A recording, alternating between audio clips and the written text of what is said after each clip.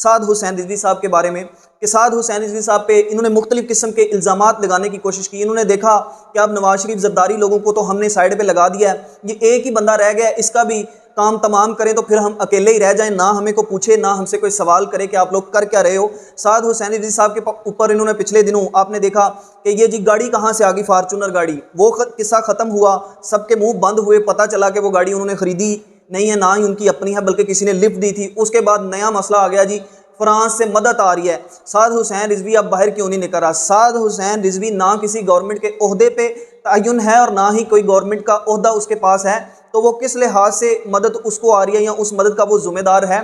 वो तो गवर्नमेंट के अंदर ही नहीं है, ठीक है, वो एक सियासी लीडर है और उसके पास अभी कोई सीट नहीं है, तो वो किस तरह से उसका दिफा करेगा या बात करेगा उसके ऊपर। फ्रांस की मदद आ रही है, आपकी नवाजिशें जो आपने फ्रांस के साथ मिल के पाकिस्तानियों पे जुल्म किए थे उसके बदले में वो आपको इनाम दे रहे हैं, तो वो आप लोगों को आ रही है। तो तीसरी बात इसके अंदर ये है, अभी साद हुसैन रिजवी के ऊपर ही मैं रहूँगा। तीसरी बात अब नई शुरू हो गई है जी, साद हुसैन रिजवी का बहनोई वो जी सफ़ीर तयन हो गया फ्रांस के अंदर। यार कहाँ से जाते हो तुम लोग, कहाँ से ये बातें बना लेते हो? क्या सारी सियासत आपने झूठ के ऊपर ही करनी है? कोई तहकीक तो कर लिया करो। और मैं मोस्टली एक बात मुझे भी पता है और कन्फर्म है कि ये पोस्टें जो है ना, ये वो बंदे बनाते हैं जो उन्होंने तनख्वाह पे रखे हुए हैं और इनको शेयर फिर हमारी आम पब्लिक बेवकूफ़ बन के करती है और खान की मोहब्बत में वो पोस्टें शेयर करती जाती है कि शायद ये बात बड़ी सच्ची है, लेकिन आप प्रोपेगेंडा का शिकार होते हैं। फिर हम यही समझें कि जिस तरह ये साद हुसैन रिजवी पे इल्ज़ामात लगा रहे हैं, इसी तरह फिर आपने दूसरों पे भी लगाए होंगे, दूसरों को भी आपने ऐसे मुफ्त में चोर चोर कह के चोर बना दिया है।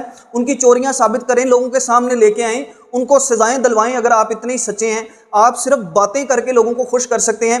इस तरह की गंदी सियासत कर सकते हैं आप कि बस लोगों पे बातें की जाएं और जब आप पे खुद कोई बात करे या आपसे कोई जायज़ सवाल भी पूछे, और ये जो अल्लाह माफ़ करे अब मेरे मुंह से गाली निकलने लगी थी, निकालनी नहीं चाहिए, ये तो चलो हमें निकाल देते हैं, लेकिन इनकी बहनें माएँ हमारी माएँ बहनें हैं, हम इनको कैसे मुंह से कुछ कह सकते हैं?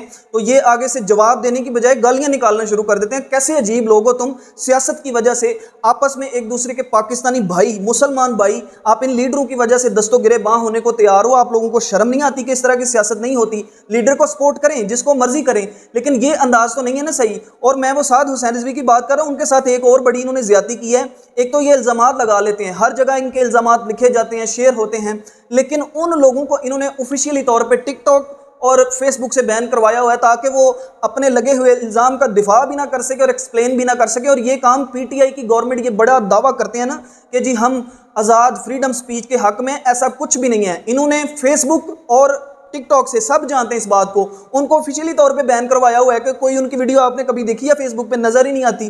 तो वो कोई भी वीडियो चाढ़ी है, उनका नाम भी वीडियो, मैंने एक वीडियो में उनका नाम लिया, गाड़ी के अबाउट वीडियो थी, कोई उसमें पॉलिसी वायलेशन का कोई मसला नहीं था, लेकिन वीडियो डिलीट कर दी क्योंकि सिर्फ उनका नाम था उसके अंदर। तो इस तरह की तो ये सियासत करते हैं, इल्ज़ामात लगाने में सबसे आगे, और दिफा करने की भी कोई कोशिश करे तो उसको भी रोक देते हैं। ये बात हो गई आपकी। ये सारी सियासत लोगों को तो समझ नहीं आ रही, लेकिन मुझे समझ आ रही है और मैं दूसरों को भी समझाने की कोशिश करूंगा कि आप इस तरह की सियासत करते हैं। मैं यही समझूंगा फिर कि जिस तरह आप साद हुसैन रिजवी पे इल्ज़ामात लगा रहे हैं, दूसरे लोगों पे भी आपने इसी तरह फिर झूठे इल्ज़ामात लगाए होंगे और सियासत करते हैं झूठे प्रोपेगेंडे करके, मुफ्त की एडवर्टाइजमेंट करके। इनको भी पता चल गया अवाम के वो सोचने के अंदाज का कि लोग सोचते कैसे हैं, तो ये मुफ्त की ना फ्री की एडवर्टाइजमेंट करके लोगों को घेरते हैं कि ज़्यादा से ज़्यादा लोग हमारी पार्टी के हो जाए।